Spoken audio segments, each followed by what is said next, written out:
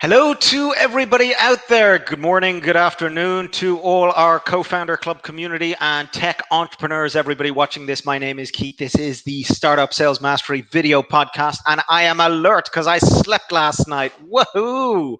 Okay, going on with the video podcast this week is KPIs, measuring the metrics. And I actually forgot yesterday that I caved into public demand. And let's go talking about investors today. Yes, I am going to show you early stage startup tech entrepreneurs how you get investors. I really understated it in the title, but truthfully, this here, if you apply this, you will get investment. I mean, I don't know what else to say. I could add the word guarantee, but you could fuck up the pitch. If you don't mess up the pitch, then the word guarantee actually applies, because regardless of what investors say, this is really what they're after. VCs, all of them, they just want to know, are you a good return on investment? Whether they like you or not is something completely different, but this is how you prove to them you are a good return on your investment. So let's get on with it.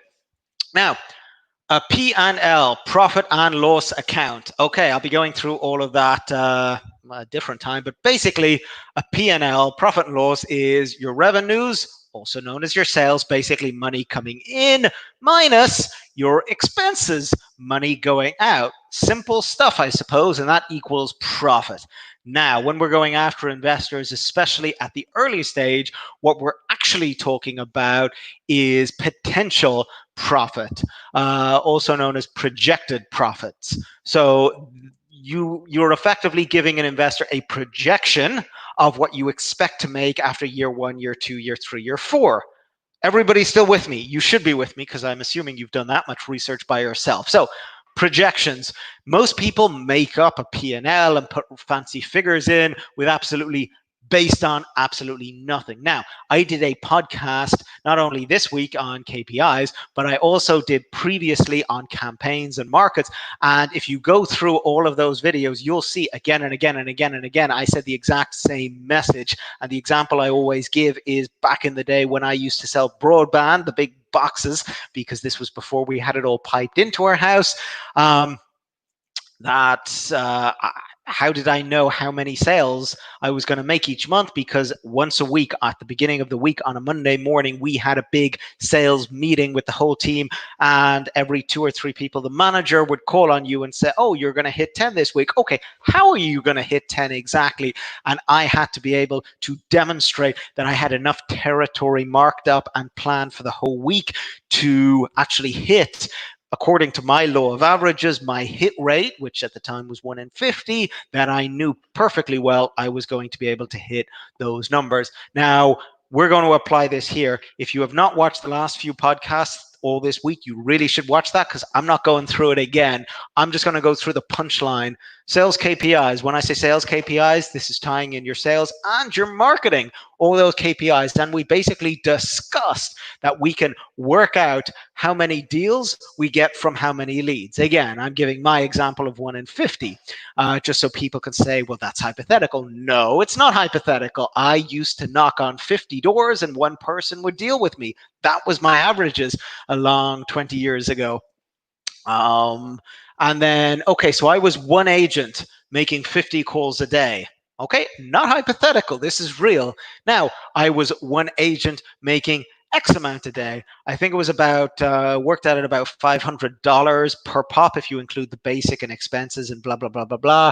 That's basically what it worked out at. Now, just bear in mind, as a sales professional, you have got to hit your target or you don't get all your commissions. They penalize you. So pending I hit all my commissions, each me is 1 day I would get my $500 per day. And then of course, well, if there were 5 agents doing it, we can have 5 times that. We can have 2,500 per day. Now, this is a projection based off reality. Now, I want to get that clear. I'm basing my projection off reality. Let's move the desk back. We're going back. I'm having a coffee. We're going quick here. I do love my coffee. Okay, survey campaigns. I hope I spelled that right, because I just blasted it up here. Again, go through the market week and the campaigns week. If you need anything, I ain't doing it again. So Even if your product isn't ready, we've discussed, go lean startup, test the product before you build it, actually go and sell it. This should be applied if you have a product built and you're going after what's it called? You're going after investment, the rules still apply. You actually have to do sales campaigns in order to build a projection. If you just randomly put numbers down, ooh, well, if I had a salesperson, I could get this. It's bullshit. I mean, they're going to see through it. I see through it. We all see through it. So if you don't have a product, there's nothing built, the question that everybody's going to try and ask me is, well, but my product isn't ready. How can I possibly base my projections off anything realistic? We do a survey campaign where we're going to pretend our product is ready and we're going to pick up the phone and start dialing. There's many campaigns that you can do, but I like to go with this one. So 500 calls is the absolute minimum you should ever do for a survey campaign. I still recommend 1,000, but hey, 500. Let's not scare the poor little new entrepreneurs out there. So 500 calls in 1 week. Come on, you can dial 500 numbers in a week. It's not that hard. Again, you should be able to pull 1,000, but you're getting the hang of it. I'll accept 500. Now, let's just pretend 300 people actually answer the phone. You're getting lots of gatekeepers. So maybe most of them tell you to, piss off, another colorful language, and 100 people actually engage you in conversation. That's 20 a day. Okay, so you're having 20 conversations a day, which is actually a really, really good number for, even a basic salesperson. This is good. And out of those 100 conversations, we're going to have 20 people who are really interested in our product. Now, I put the word demos because I'm assuming that maybe, we're going to give a demonstration. I know your product isn't ready yet. That's okay. But you can still give a demonstration on like a PowerPoint or a presentation or, quite frankly, this could just be quote, to hell with it. Let's go quote, QUOTE, done. Forget the demonstration.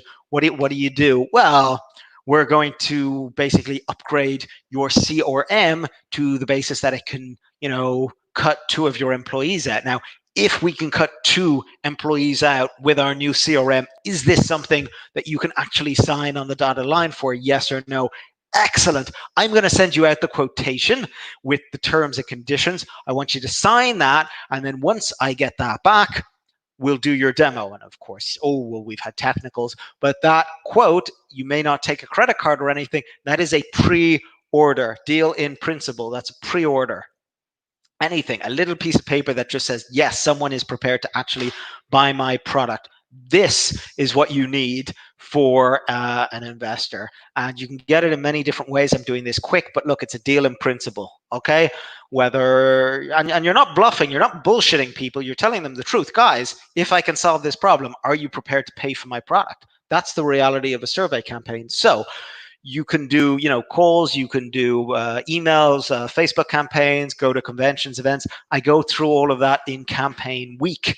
So, I've gone through this before, but basically, if you have a product, you're doing a sales campaign. If you don't have a product, you're doing a survey campaign. You have to get this data. Data is key, as all these tech entrepreneurs keep telling me. So now that we've done our data, we can get our sales KPIs. They're either going to be sales KPIs or projected sales KPIs. Either way, it's based on data that nobody can turn around and say, well, that's not real. In fact, it's based on minimum data because I am a CEO of a tech corporation. My background is in tech. I'm not actually a trained salesperson. Now, what do you think is going to happen when I hire a real salesperson? This 50 per pop is actually going to drop to 20 or even 15. I just did this just so we can get the worst case scenario. So the worst case scenario in my 5-year P&L should be, obviously, A is now going to be inflated. B, you should have the actual operation costs, and profit, projected profit, is based on pure data that nobody can turn around and refute. And if you can get all of that into your elevator pitch in a 20-second pitch for an investor, the thing they're going to say is, okay, prove it. And boom, you can pull out your one piece of paper and prove it and give me my investment. I don't really know what to say. My name is Keith. This is the Startup Sales Mastery Video Podcast. I'm finishing early because that's all I need to say. If you have questions, put them in the comments. Good luck. Goodbye. Go make some money. And I'll see you all tomorrow. Bye-bye.